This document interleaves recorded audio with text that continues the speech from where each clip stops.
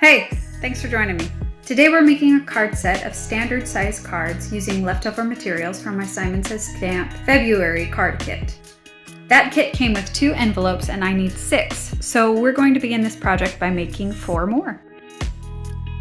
I have 2 pieces of lightweight 11x17 cardstock that I've cut at 7 1/4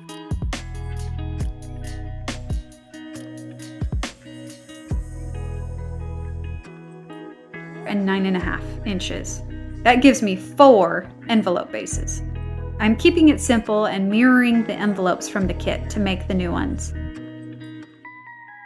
So I place my ruler at the top edge of the envelope and make the score line for the top flap. I do the same thing at the bottom of the envelope for the bottom flap, and the side flaps happen to be 3/4 of an inch.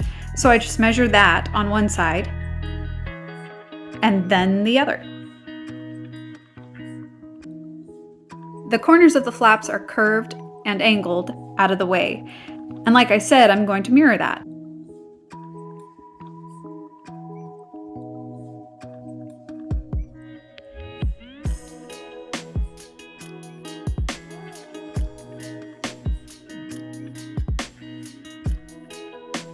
I simply use my scissors to cut at the off pieces .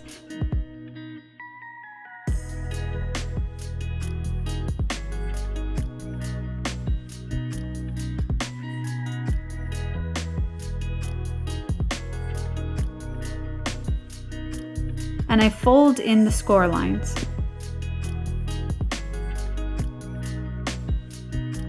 Revealing a pretty nice envelope.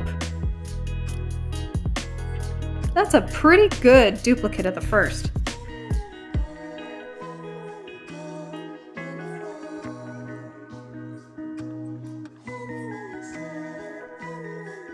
This roll tape from SSS Stamp came with the kit. I really like it. I use it to make quick work of closing up this envelope. You might be able to see it's made up of lots of little dots of adhesive. This gives you time to readjust if need be, but it also is useful if you overroll like I did here. It's really easy to use your finger or an eraser to rub off the extra. 6 envelopes in tow and we're ready to move on to the cards. These 3 pieces of 8 1/2 by 11 card came with the kit. You can get 2 standard size card bases, 4 1/4 by 5 1/2, from each sheet of card. So after I cut them in half, I can fold the 6 sheets in half. 6 card bases in tow and we can move on to pattern paper decoration. But first, let's corner chomp.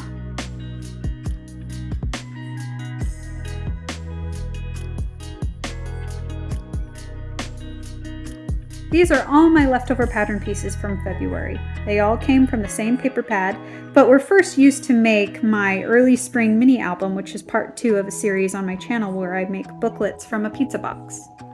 I have 3 pieces of paper in its full size at 8 inches tall. That means cut in half, it's the exact right size to fit my card bases. Once their corners are chomped, they're ready to be taped on.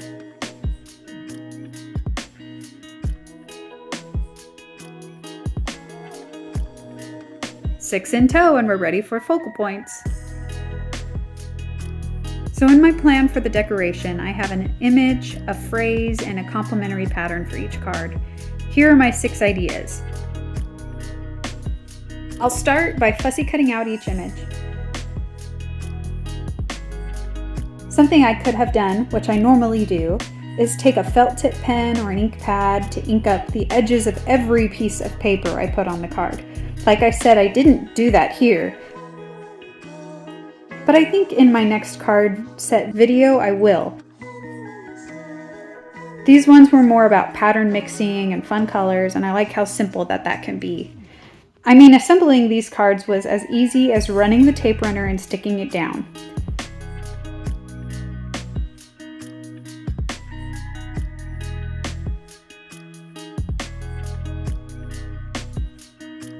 On long cuts, I like to use the paper trimmer, but on short ones, sometimes it's easier to just use my scissors.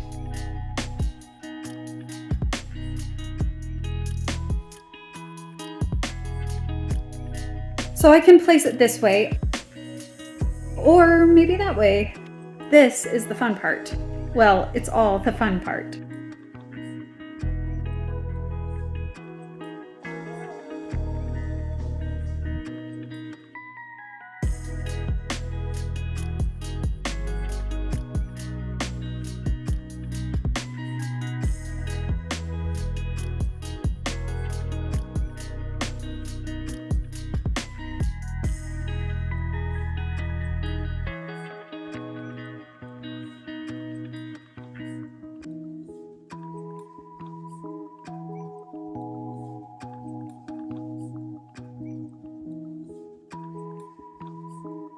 Like this, I can't quite get the phrase and the focal point to work together on the striped background.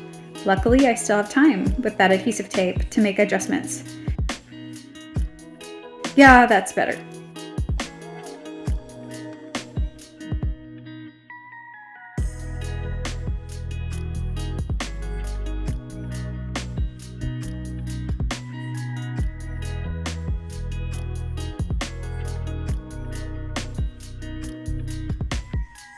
Now with 6 completed cards, I can bunch them together with their envelopes and tie them together with twine.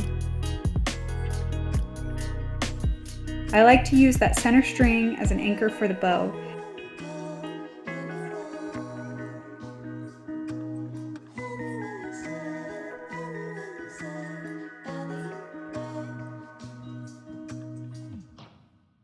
It does make it pretty difficult to untie, but it's freaking cute. So my daughter came home asking me for some bright, colorful cards she could use for her friends at school. I was thrilled that she was thrilled to get to use these.